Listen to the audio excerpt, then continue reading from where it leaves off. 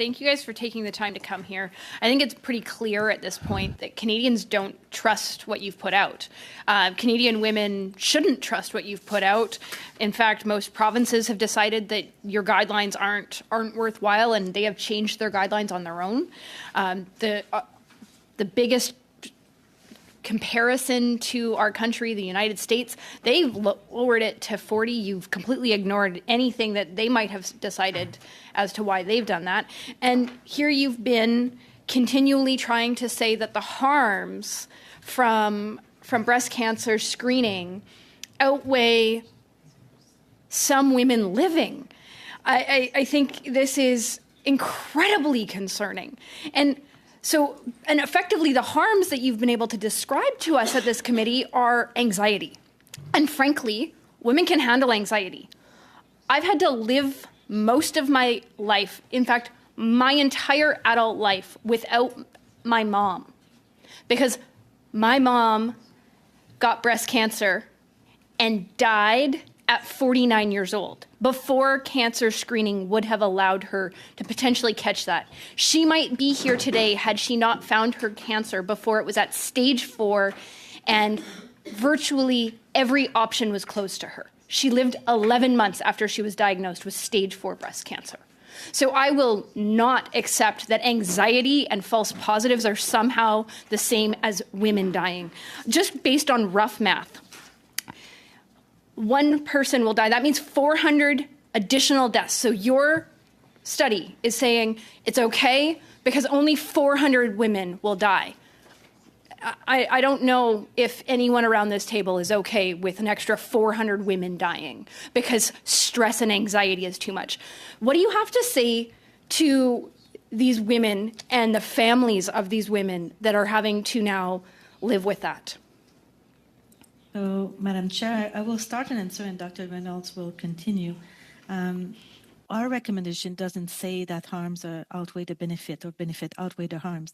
Our recommendation says that women can be and should be empowered to have the information about the benefit and harms to take the decision that aligns with their values.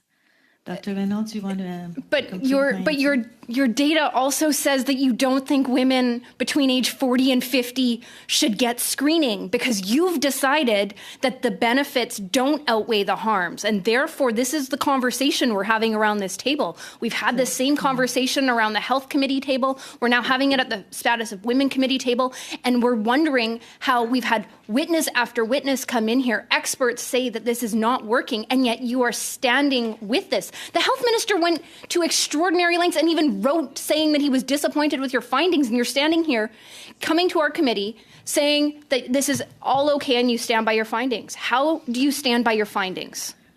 So, Madam Chair, our role is to look at the evidence and to put all the evidence together to come up with a recommendation. That's our first role.